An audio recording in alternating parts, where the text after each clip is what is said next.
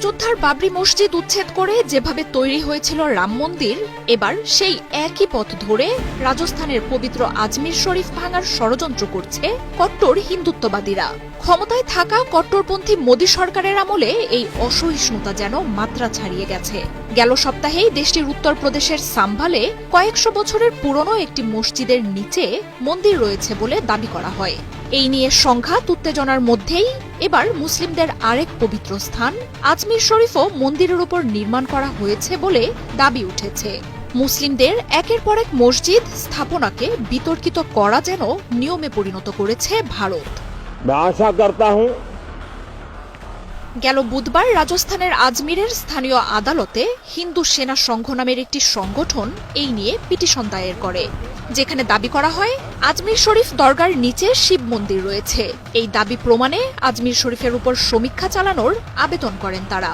এর প্রেক্ষিতে আজমির শরীফে অনুসন্ধান চালাতে রাজস্থানের সংখ্যালঘু বিষয়ক মন্ত্রণালয় এবং জরিপ অধিদপ্তরকে নোটিশ পাঠিয়েছে আদালত।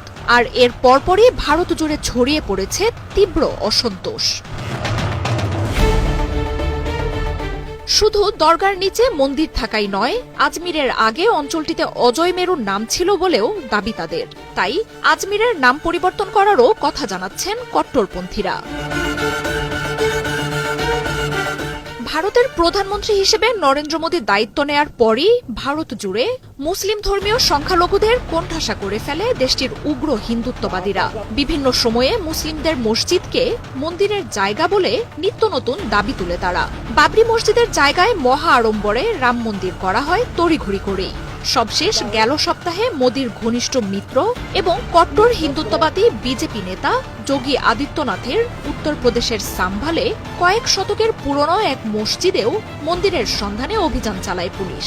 তবে সেই দাবি প্রত্যাখ্যান করে রুখে দাঁড়ায় রাজ্যটির মুসলিমরা। রাজ্য সরকার এবং উগ্রবাদীদের সহিংসতায় প্রাণ হারান 4 মুসলিম। শুধু মসজিদই নয়, মোদী ক্ষমতায় আসার পর ভারত জুড়ে যেসব অঞ্চলের নামে মুসলিম ছাপ আছে সেসবও বদলে দিচ্ছে বিজেপির প্রশাসন। এমনকি ভারতের সীমান্তবর্তী অঞ্চলগুলোতে থাকা মুসলিম বাসিন্দাদের পাকিস্তান বা বাংলাদেশ থেকে আগত দাবি করে নাগরিকত্ব কেড়ে নেওয়ারও আইন করছে মোদী সরকার। ভারতে মুসলিমদের নিপীড়নের সবশেষ সংযোজন আজমির শরীফকে বিতর্কিত করার এই চেষ্টা। কয়েক শতাব্দী ধরেই ভারতের আজমির শরীফ মুসলমানদের জন্য অন্যতম এক পবিত্র এবং গুরুত্বপূর্ণ স্থাপনা হিসেবে বিবেচিত হয়ে আসছে। পারস্যের বিখ্যাত সুফি সাধক খাজা মঈনুদ্দিন চিশতির সমাধিস্থল আজমির শরীফ উপমহাদেশের ইতিহাস, সংস্কৃতি এবং আধ্যাত্মিকতার জন্যও অনন্য। মঈনুদ্দিন চিশতির সহনশীলতার কারণে এই সমাধি সব ধর্মের মানুষের জন্যই উন্মুক্ত। কয়েক দশক ধরে ভারতের কূটনীতি এবং রাজনীতিতেও মাহাত্ম্যপূর্ণ হয়ে উঠেছে আজমির শরীফ। বিভিন্ন সময়ে পারভেজ মোশাররফ, বেনজির ভুট্টো সহ দেশ বিদেশের বড় বড় রাজনীতিক, রাষ্ট্রপ্রধানও আজমির শরীফ পরিদর্শন করেছেন। শ্রদ্ধা জানিয়েছেন সাবেক মার্কিন প্রেসিডেন্ট বারাক ওবামাও।